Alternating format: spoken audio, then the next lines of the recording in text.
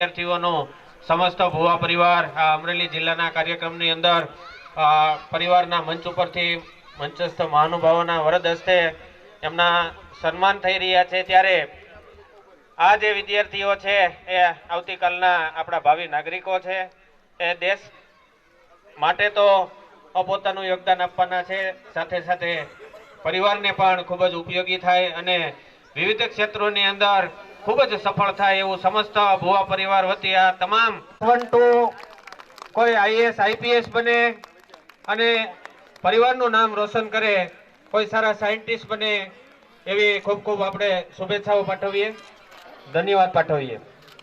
અને એક હમણાં જ તાજેતરમાં રિસન્ટલી પ્રથમ પ્રયાસી ને યશ જાય છે કે ચાર્ટર્ડ એકાઉન્ટ હનુમાન ખીજડી અને ગ્રામ્ય કક્ષાનો વિદ્યાર્થી ધારે તો શું કરી શકે, એના માટે એમ કહેવાનું મન થાય કે કોણે કીધું નસીબ વિના કામ બધા આડા પડે, અરે પ્રયત્નોના અંતે તો ધોધ નીચેના પથ્થરમાં પણ ખાડા પડે। એકવાર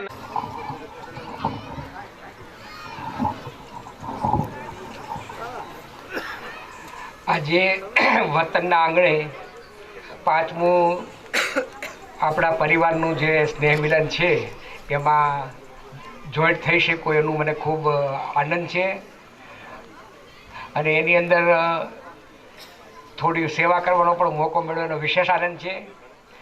તો આપ મોટાભાગના તો બધા ઓળખતા જ હશો, મારું ગામ મોટા આકડિયા છે એટલે અમરેલી જિલ્લાનું આપમેળે જ સભ્ય બની જાઉં છું। અને એ સિવાય મારી એક બીજી એવી વિશેષતા છે કે અમે સમસ્ત પરિવાર સરદારધામનું નામ બધાએ સાંભળ્યું છે।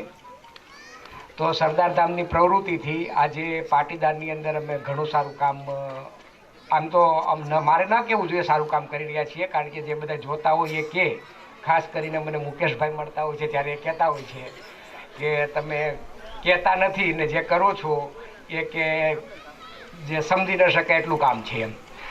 એટલે અમે સરદારધામને માધ્યમથી ઘણું કામ કરી રહ્યા છીએ। તો આજના આપણા પાંચમા પરિવારના સ્નેહ મિલનની અંદર મંચસ્થ બધા મહેમાનો, કુટુંબના બધા પરિવારના સભ્યો બધાનું મને જે મોકો આપ્યો છે આજે વાત કરવાનો, તો હું થોડી એના ઉપર શિક્ષણ ઉપર વાત કરીશ।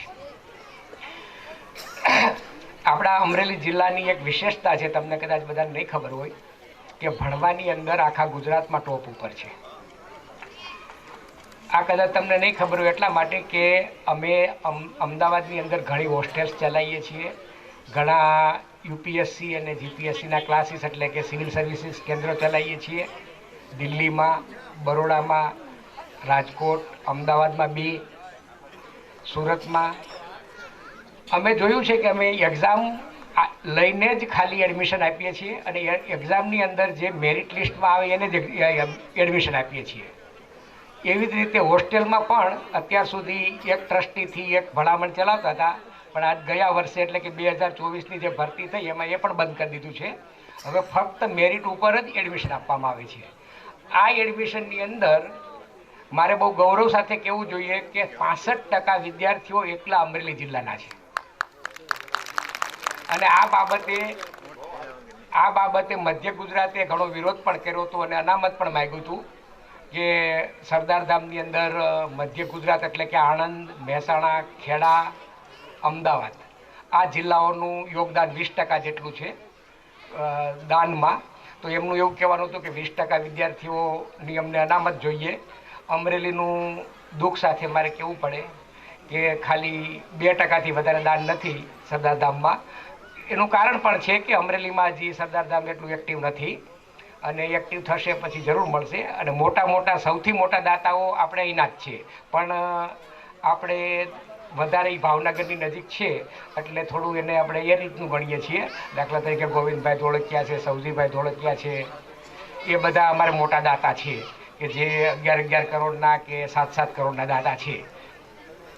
એટલે આપણે અમરેલીમાં એટલું એક્ટિવ નથી, તો બધાની એ વિનંતી।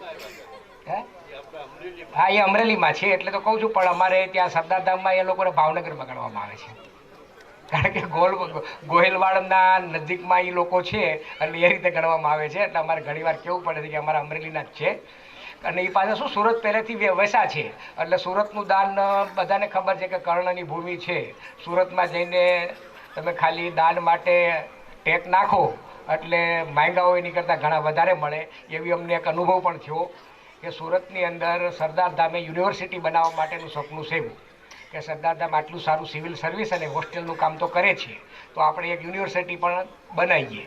તો સુરતની અંદર ટેલ નાખી તો સુરતની અંદર સીધી જ 1000 કરોડના ખર્ચે બની શકે એવી યુનિવર્સિટી બનાવવા માટેની ત્યાંના આપણે પાટીદાર બધા લોકોએ ટેલ ઉઠાવી લીધી અને એનું જમીન પણ લેવાઈ ગઈ, એને પણ જમીન થઈ ગઈ અને હવે આગળ કાર્ય પણ ચાલી રહ્યું છે. એટલે સુરતમાંથી તો શું છે કે વધારે દાન મળતું હોય છે. એટલે મારી એક બીજી વિનંતી છે, મેં દિનેશભાઈને 2-4 દિવસ પહેલાં એક પર્સનલ મિટિંગમાં વાત પણ કરી હતી. 26મી જાન્યુઆરીએ અમે પ્રથમ વખત અમરેલીમાં પ્રયત્ન કરી રહ્યા છીએ સંગઠન ચાલુ કરવાનો. તો જે મિત્રોને એની અંદર રસ લઈ શકે અને એ આવશે તો અમને ખૂબ મજા આવશે. આપણે ગજેરા સંકુલની અંદર અમારી 1 કલાકની એમાં મિટિંગ હોવાની છે, એટલે એ પાછળથી બધાને જાણ કરવામાં આવશે. તો હવે આની હું તમને વાત કરું તો હું કેળવણી ધામ જે નિકોલની અંદર છે એનો પ્રમુખ છું અને સરદાર ધામ જે વૈષ્ણવ દેવી છે એ સિવાય આખા ગુજરાતની અંદર અલગ અલગ જગ્યાએ બની રહ્યા છે, હજી ચાલુ નથી થયા, બની રહ્યા છે, એનો ટ્રેઝરર છું. તો એનો આપણો સમાજ એટલે કે ભુવા પરિવાર પૂરો લાભ ઉઠાવે. એમાં લાભ એવો હોય છે કે સામાન્ય હોસ્ટેલ્સ જે હોય છે એ હોસ્ટેલ્સ ત્યાં ચાલતી હોય છે. 40% હોસ્ટેલ ચાલતી હોય છે અને 60% સિવિલ સર્વિસીસ ચાલતી હોય છે. સિવિલ સર્વિસીસની અંદર યુપીએસસી અને જીપીએસસી આ બંને હોય છે. યુપીએસસીની અંદર દિલ્હીની અંદર પણ એક યુનિટ ચાલુ કરવામાં આવ્યું છે. દિલ્હીની અંદર તમને બધાને ખબર હશે કે દિલ્હીમાં રહી અને યુપીએસસીની તૈયારી કરવી હોય તો એક વિદ્યાર્થીને લગભગ વર્ષે 20 લાખનો ખર્ચો થાય, જે સરદાર ધામની અંદર એકદમ ફ્રી ઓફ કોસ્ટ કરાવવામાં આવે છે. અને ઉપરથી જે યુપીએસસીની પ્રિલિમરી પાસ કરે એને 50,000 રૂપિયાનું પુરસ્કાર આપવામાં આવે છે. એ સિવાય ખાવું પીવું રહેવું અને ત્યાં ક્લાસીસ, ખાસ કરીને યુપીએસસીના ક્લાસીસ, અને એ પણ દિલ્હીમાં ઘણા મોંઘા છે. મહિનાનો ચાર્જ લગભગ 70,000 થી 80,000 રૂપિયા એક વિદ્યાર્થીને લાગતો હોય, તો આ ત્યાં ફ્રીમાં કરાવવામાં આવે છે. એટલે જે ગ્રેજ્યુએટ થયા હમણાં જે આપણે 22ની સંખ્યા જોઈ એ લોકોને ખાસ મારી વિનંતી, એ લોકોને ખબર પણ હશે કે અમારું એડમિશનની પ્રોસેસ કઈ રીતે થાય છે. ઓનલાઈન ફોર્મ ભરવાનું હોય છે, ઓનલાઈન એક્ઝામ આપવાની હોય છે. ઓનલાઈન એક્ઝામ આપ્યા પછી તમારું મેરિટ લિસ્ટમાં જે પ્રમાણે નંબર લાગે એ પ્રમાણે દિલ્હી, અમદાવાદ બીજું એટલે કે કેળવણી ધામ, ભુજ, વડોદરા કે સુરત એડમિશન મળે છે. સૌથી પહેલું મેં ક્રમ બોલ્યો એ પ્રમાણે છોકરાઓના બધાના ક્રમ હોય છે. અને એક હું ગૌરવ સાથે એ પણ કહી શકું કે પ્રાઇવેટ સંસ્થાઓમાં યુપીએસસીમાં લગભગ કોઈ પાસ થયા હોય એવું તમારા ધ્યાનમાં નહીં હોય. સરદાર ધામમાંથી અત્યાર સુધીમાં 24 સ્ટુડન્ટ યુપીએસસી પાસ થઈ ચૂક્યા છે. હમણાં રિસન્ટલી જે લોકો સરદાર ધામના નજીકથી જોતા હશે એમને ખબર છે કે 12 વિદ્યાર્થીઓ આ વર્ષે યુપીએસસી પાસ થયા. યુપીએસસી એટલે કાં તો એ કલેક્ટર થાય, કાં તો ડીએસપી થાય. ડીએસપી એટલે કે પોલીસના વડા થાય, અથવા તો સચિવ થાય. એ ટાઈપની ટૂંકમાં એ લોકો સર્વિસ કરતા હોય છે. ટેક્સેશનની અંદર પણ કમિશનર તરીકે સીધી જ એ લોકોની પોસ્ટ થતી હોય છે, એ થતા હોય છે. એટલે કે ગ્રેજ્યુએટ થયેલા વિદ્યાર્થીઓને મારી ખાસ વિનંતી છે કે એ લોકો એમાં પ્રયત્ન કરે. તમે 12મું પાસ કરવા માટે જેટલી મહેનત કરો અને જેટલું કોન્સન્ટ્રેશન કરો એવું કોન્સન્ટ્રેશન તમે ગ્રેજ્યુએટ થયા પછી યુપીએસસીની એક્ઝામમાં તમારા વિષય સાથે કરશો તો જરૂર પાસ થઈ જવાય છે. અને જો પણ કદાચ પાસ ન થવાય તો જીપીએસસીની ક્લાસ 1-2 આરામથી પાસ તમે કરી શકો જો યુપીએસસીની તૈયારી કરી હોય. આપણે ત્યાં સરદાર ધામ અને કેળવણી ધામ, કારણ કે કેળવણી ધામ પહેલાં બન્યું હતું, એના આજે 6ઠું વર્ષ ચાલે છે. સરદાર ધામ એની ઉપરથી પ્રેરણા લઈને બન્યું અને જેને અત્યારે 3જું વર્ષ ચાલે છે. બંનેમાંથી અત્યારે 3500થી વધારે અધિકારીઓ ક્લાસ 1, 2, 3 ગુજરાત સરકારમાં સેવામાં લાગી ચૂક્યા છે, જે ત્યાં આગળ રહી તૈયારી કરી અને ભણ્યા છે.